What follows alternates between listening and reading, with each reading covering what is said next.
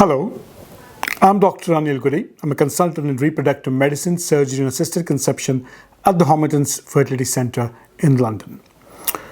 So today I bring another talk which is quite challenging and often is challenging to very much of the old concepts. Do you suppress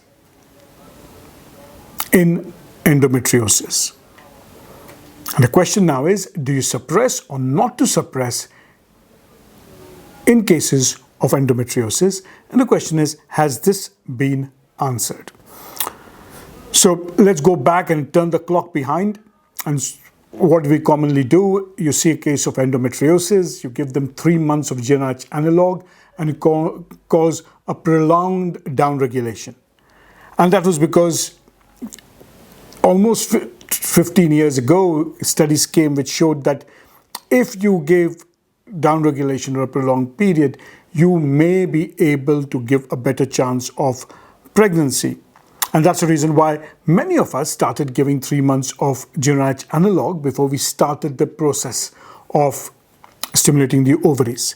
And again, a Cochrane review in 2006 did show a better evidence if 3 to 6 months of GnRH analog compared to no pre-treatment.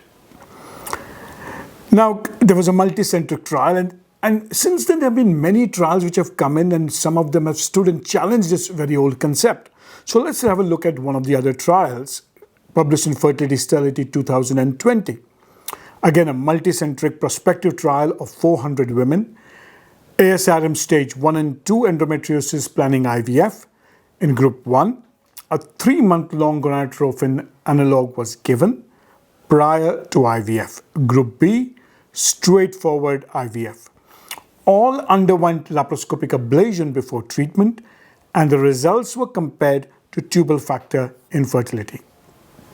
And what did it show? If you women who had GnRH analogs 3 or 6 months before had required a higher dose of gonadotropin doses, but also ended up having slightly higher fertilization.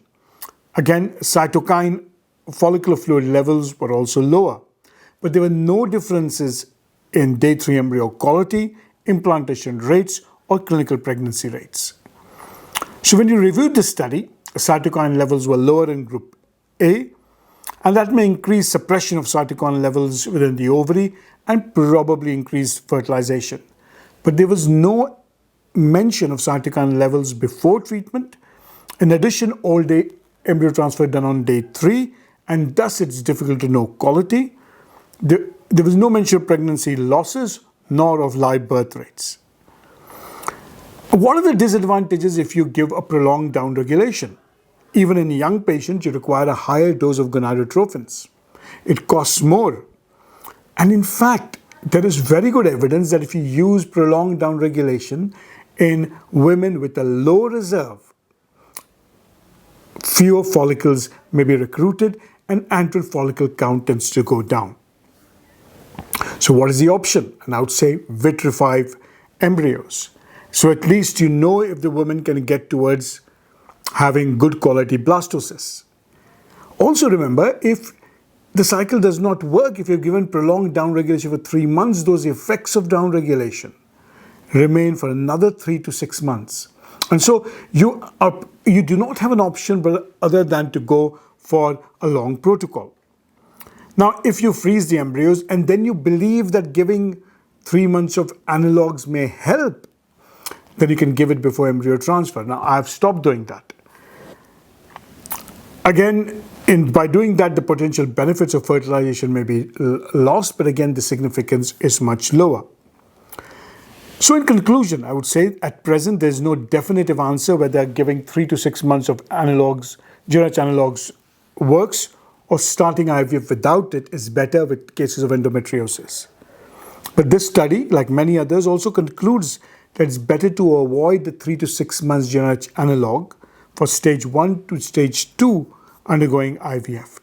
So what are the points you would ponder?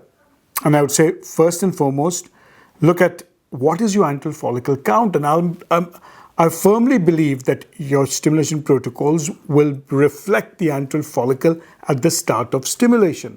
So have a very close look on it. And often you'll be able to give a fair prediction into how this the stimulation progresses depending on the antral follicle count.